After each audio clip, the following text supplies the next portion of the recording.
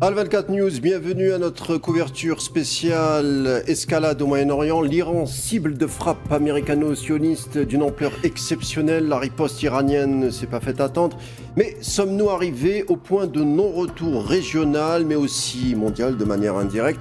La mort de l'ayatollah Khamenei avec d'autres figures politiques et militaires signe le bouleversement de l'ensemble de l'architecture géopolitique de la région. L'Iran a décrété 40 jours de deuil. Les démonstrations de solidarité des Iraniens en mémoire de leur guide suprême a été forte, encore à l'heure où je vous parle. Les informations sont sporadiques, voire minimes, mais au-delà, on aimerait savoir si cela inquiète le monde entier, c'est-à-dire est-ce que nous rentrons dans une guerre élargie ou plutôt une opération militaire limitée? On en parle et c'est tout de suite.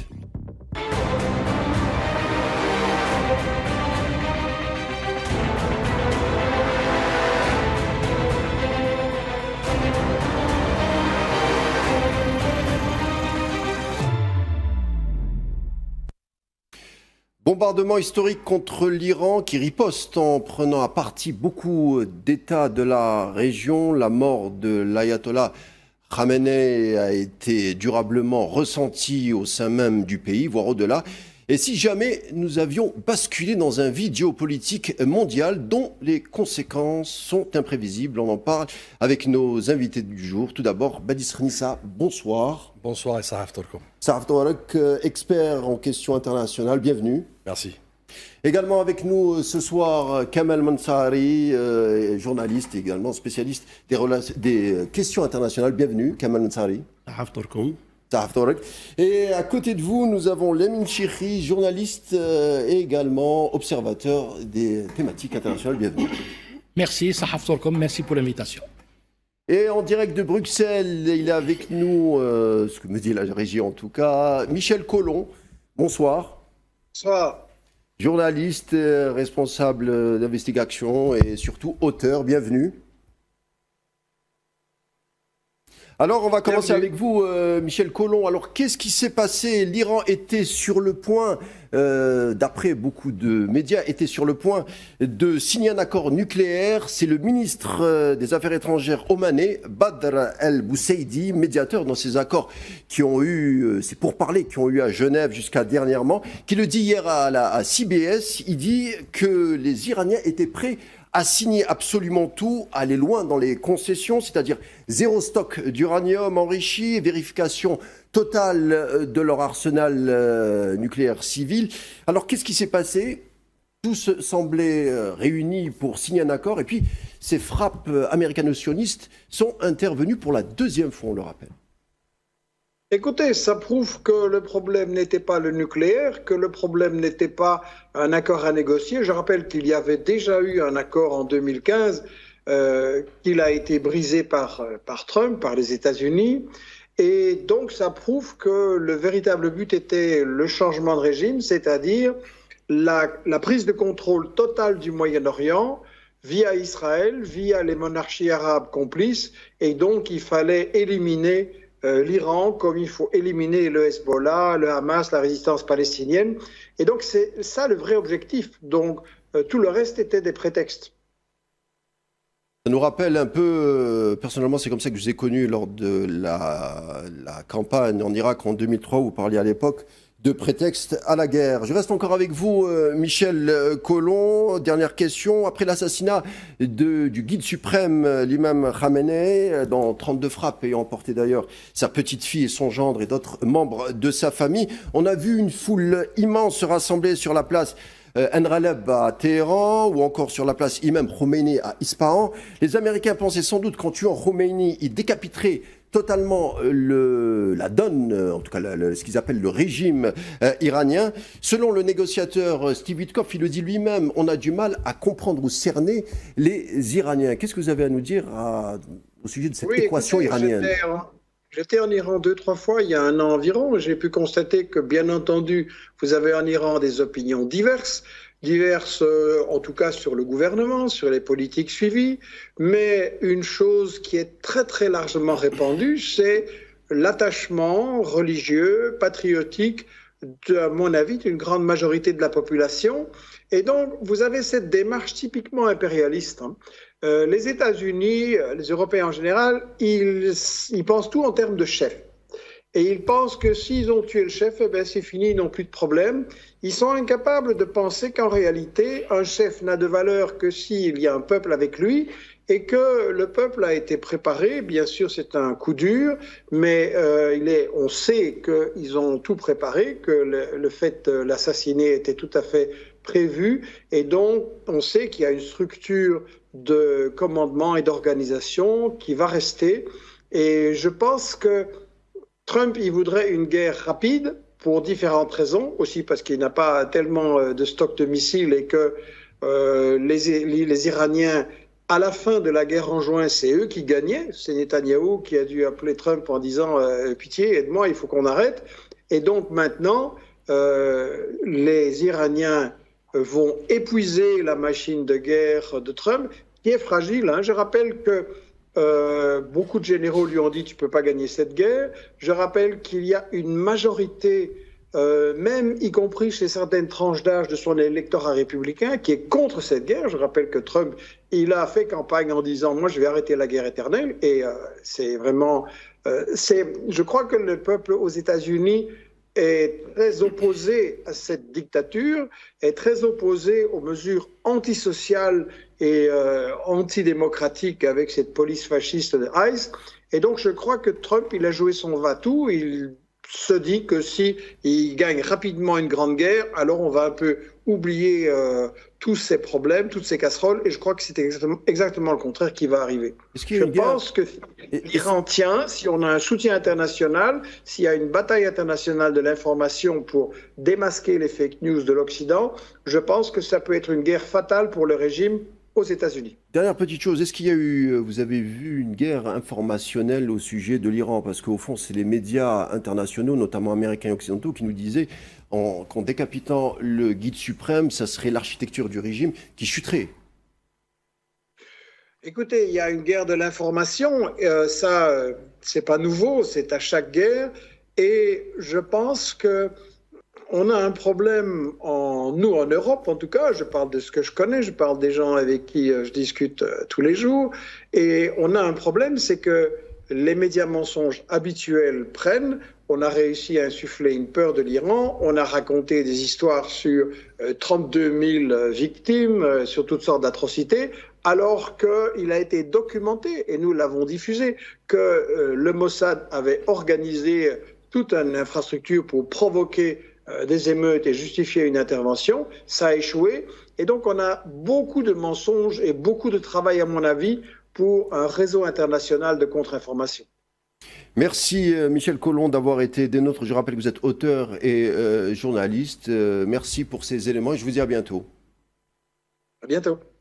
Alors, on va prendre un peu de distance et de vue. On a vu ensemble, ici, on a traité les sujets sur le bombardement de l'Iran et tout le monde s'est posé la question sur les conséquences prévisibles de cette série ou de cette séquence de bombardement américano-sioniste. Badis Renissa, quelles seraient selon vous les premières conséquences de ces bombardements décidés par Trump et Netanyahou? D'abord, il faut revenir sur la guerre elle-même. C'est-à-dire qu'on est dans une deuxième séquence. On a vécu la guerre des 12 jours, notamment celle de juin 2025, dans laquelle il y avait un certain prélude.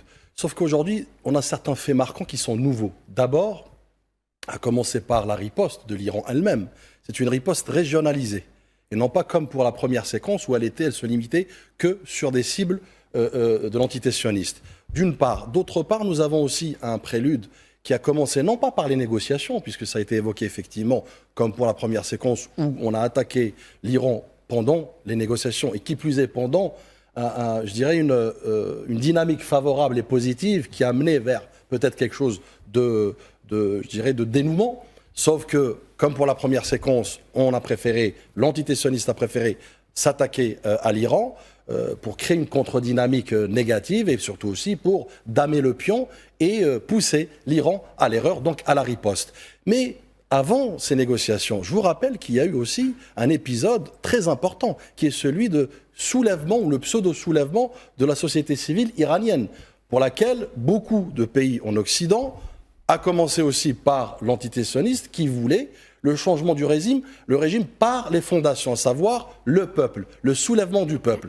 Peine perdue, puisqu'on a bien vu qu'effectivement, c'était un coup d'épée dans l'eau. Donc on est amené à sortir des négociations pour avoir une manœuvre dilatoire en géopolitique, en géosécurité, pour gagner du temps. D'abord, pour avoir le renfort nécessaire, parce qu'une guerre, ça coûte cher. Une guerre, c'est un coût aussi humain, mais surtout aussi matériel. Donc là, on a bien vu toute l'armada américaine qui s'est mobilisée, notamment avec le plus grand porte-avions quand même américain, le Lincoln, juste en face. Et puis ensuite, nous avons effectivement l'armement ou le surarmement de l'entité sioniste, que je rappelle a été affaibli pendant la guerre des 12 jours. Rappelez-vous, à peine 30% des missiles iraniens ont été interceptés. Le dôme de fer, finalement, à ce moment-là, était très fragilisé de l'aveu de plusieurs experts militaires. Donc, pour parler des conséquences, d'abord, on comprend un peu l'amont pour aller vers l'aval. L'aval, effectivement, nous avons vu, même si on parle d'agression de l'entité sioniste face à l'Iran, qui est en violation d'ailleurs de l'article 2, alinéa 4 de la Charte des Nations,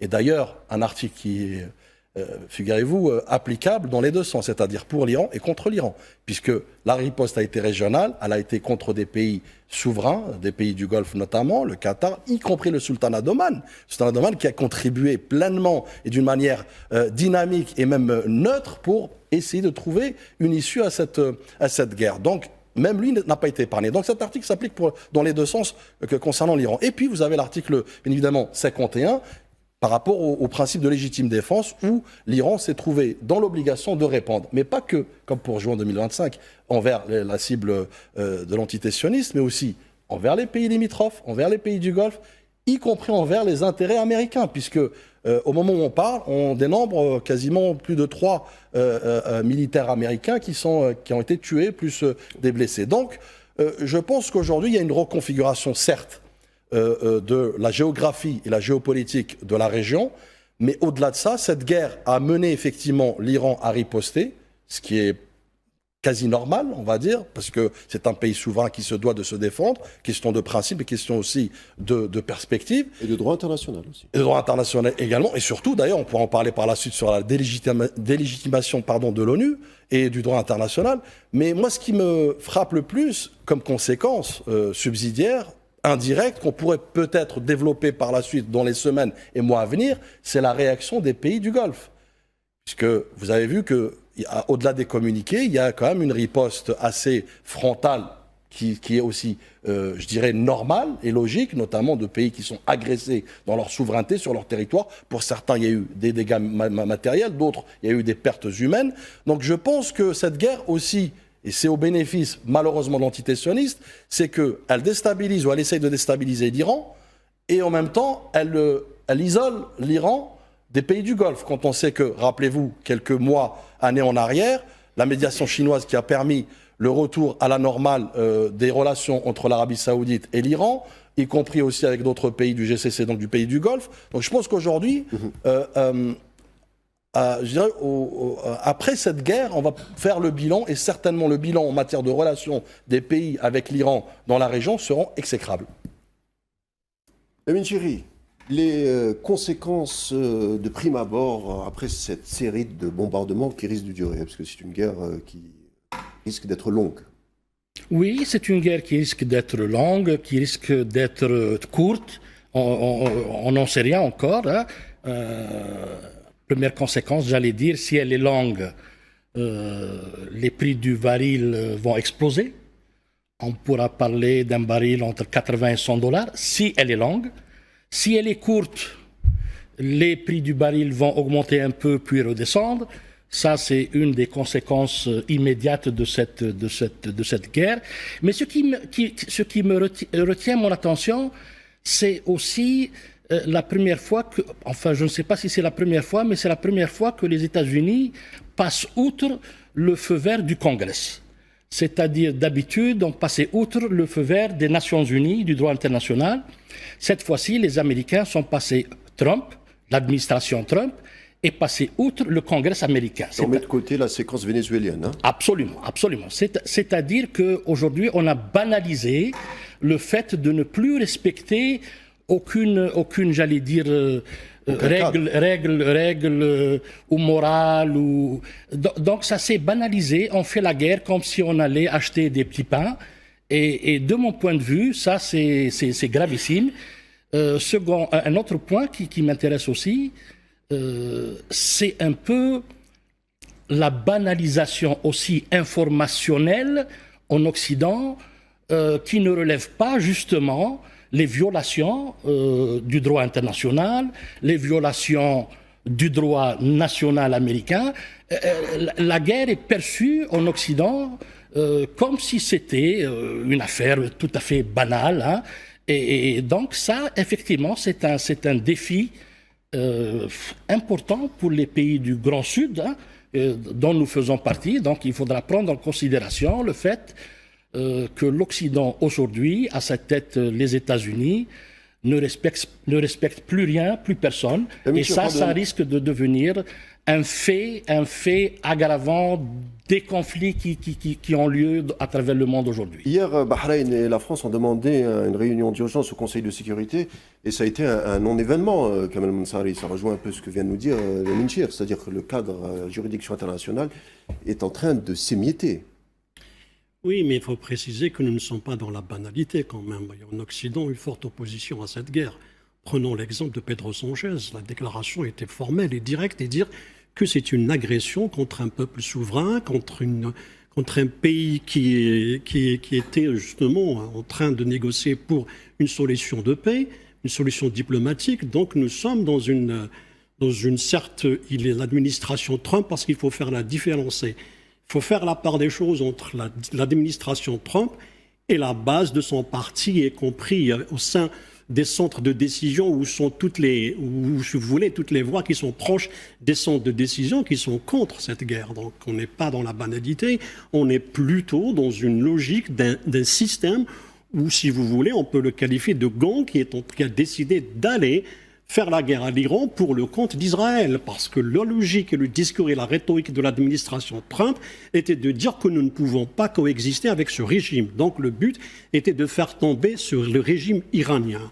Aujourd'hui, on se découvre que le régime iranien, il est impossible, d'après les analyses de tous les experts aux États-Unis, y compris les think tanks proches des centres de décision, ils disent qu'il est impossible de faire tomber un régime par des frappes aériennes. C'est impossible. Donc il faut aller vers une opération terrestre que Trump ne veut pas faire et qu'il est impossible de faire, pas parce qu'il ne le veut pas, parce que c'est impossible sur le plan géographique. Et l'Iran est un grand pays avec une grande population de 95 millions, donc c'est impossible. Donc qu'est-ce qu'il y a eu le faire? Ils veulent décapiter ce régime. Or, les séquences où les frappes qui ont eu lieu n'ont pas brisé la chaîne de commandement en Iran. Le régime est sorti, il est fort. C'est-à-dire ils ont pu remplacer les chefs qui ont été tués, assassinés, et même la mort du guide de la révolution, c'est-à-dire Ali Khamenei, n'influence pas dans le centre de décision. C'est une perte symbolique. Sur le plan psychologique, pour la population, elle est affectée, mais le fait que le commandement en Iran reste solide, et le fait il y a une différence. Badis a parlé de la séquence de jours, la guerre, où il y a eu une riposte à partir de 6 heures. Aujourd'hui, hier, on a vu que la riposte iranienne, elle a été en 2 heures maximum. Donc, d'ailleurs, ils étaient préparés. Et en plus de ça, les attaques qui ont ciblé les bases américaines dans les pays du Golfe étaient relevées d'une décision politique, elle n'était pas militaire, parce que les militaires agissent, mais ceux qui ont pris cette décision, ce sont les politiques. Pourquoi? Parce qu'ils sont avec un pays voisin et ils connaissent la vulnérabilité de cette région et ils connaissent les répercussions de leurs actes. Pour eux, on étend, parce que, voyez, vous avez des bases militaires qui sont en train de participer à l'opération de l'agression de l'Iran. La base navale du Bahreïn et celle du Qatar sont celles qui sont en train. D'un côté, il y a le radar, et d'autre, il y a la zone d'approvisionnement des navires américains. Donc nous sommes aujourd'hui, les Américains se disent, il faut aller décapiter ce régime. Aujourd'hui, ils découvrent à leur stupeur que cette population est avec leurs dirigeants. Qu'est-ce qui s'est passé? Ils ont mal analysé, ils comprennent mal le système ou l'architecture complexe du régime iranien. Qu'est-ce qui se passe concrètement? Il y a une réalité à laquelle il faut toujours revenir à la rhétorique américaine. Depuis 1979, c'est le régime. Parce que ce régime-là est anti-israélien. C'est-à-dire que la révolution islamique, elle a déséquilibré les équilibres de force qui étaient dans la région. Le Shah était pro-israélien. Il n'a jamais constitué une menace pour Israël. Et aujourd'hui, l'Iran, après toutes ces années-là, en dépit des sanctions, en dépit de la loi d'Amato, en dépit de tout ce qui a été fait, on découvre que ce régime-là reste le dernier rempart face à Israël. Parce qu'aujourd'hui, le discours et ce scénario du Grand Israël revient sur la scène israélienne et revient devant la scène de l'actualité. On parle sans gêne du Grand Israël. Auparavant, on n'en parlait pas, on le faisait en catimini, mais aujourd'hui, au sein de la société israélienne et au sein de la classe politique israélienne qui s'est transformée, parce que les dernières années, elle s'est radicalisée, elle correspond plutôt à l'extrême droite, c'est ça la rhétorique ou le postulat de cette classe politique. Donc, parler de Grand Israël, l'Iran, le régime actuel, constitue une menace. Donc, il est pour l'administration américaine, qui est devenue pratiquement le bras armé d'Israël, il faut décapiter ce régime après ce qu'ils ont constaté comme défaite du Hezbollah, affaibli, la Syrie a disparu, les Houthis sont dans une situation de vulnérabilité. Donc ils se disent que le dernier qu'il faut prendre et qu'il faut démolir, c'est bien le régime. Or, on constate que cette opération-là n'a pas réussi et que finalement le régime se maintient, que les centres de décision et le chaîne de commandement sont intacts, et en plus, qu'on a vu aujourd'hui, la riposte continue. C'est-à-dire les Américains frappent et les Iraniens reprennent le dessous. On me dit que Karim Belgassem est avec nous. Karim, est-ce que vous m'entendez? Expert en géopolitique, vous intervenez à partir de Lyon. Bonsoir. Bonsoir Karim, je vous entends. Bonsoir à tous. Alors notre discussion nous a emmenés au cœur du système Trump. On se posait la question de la raison de ces bombardements. La différence entre le premier mandat et le deuxième mandat de Trump, c'est qu'on s'est dit que Trump s'était débarrassé un peu des néoconservateurs. En tout cas, c'est ce qu'il disait, c'est ce qu'il affirmait. Il parlait souvent d'attaquer l'État profond américain. On voit que résultat des courses, en un an, c'est 8 pays qui ont été bombardés et finalement l'Iran a été bombardé. Qu'est-ce que cachent ces bombardements? Quelle est la stratégie? Alors, tout d'abord, relativisons certaines choses. Il a effectivement bombardé 8 pays, mais quels ont été les succès concrets?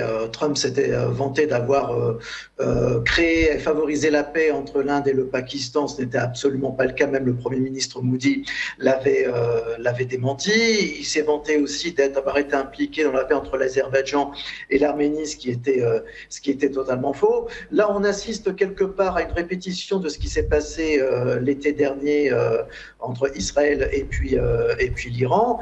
En fait, la stratégie de Trump, elle est, je dirais pas qu'elle est claire, mais derrière l'Iran se cache éventuellement et même certainement la Chine et puis la Russie, puisque l'Iran est un État membre des BRICS. Donc il y a cet aspect économique, parce que n'oublions pas que les États-Unis, leur plus grande hantise, c'est d'être détrônés par la Chine, sachant que les États-Unis sont la première puissance mondiale, mais qu'en termes de parité de pouvoir d'achat, c'est la Chine qui est numéro 1. Donc la hantise et la plus grande catastrophe qui pourrait aussi arriver aux États-Unis, c'est de perdre ce leadership économique. Et donc derrière ces bombardements envers l'Iran, le nucléaire, le prétexte du nucléaire et des manifestations du peuple iranien dont les Américains se fichent royalement, il y a aussi l'approvisionnement au pétrole de la Chine. La Chine, en tout cas, fournit des renseignements et sert aussi de diplomatie sur le dossier iranien. Donc, quelque part, Donald Trump s'attaque à la Chine de manière détournée. Et votre collègue en a parlé il y a quelques secondes.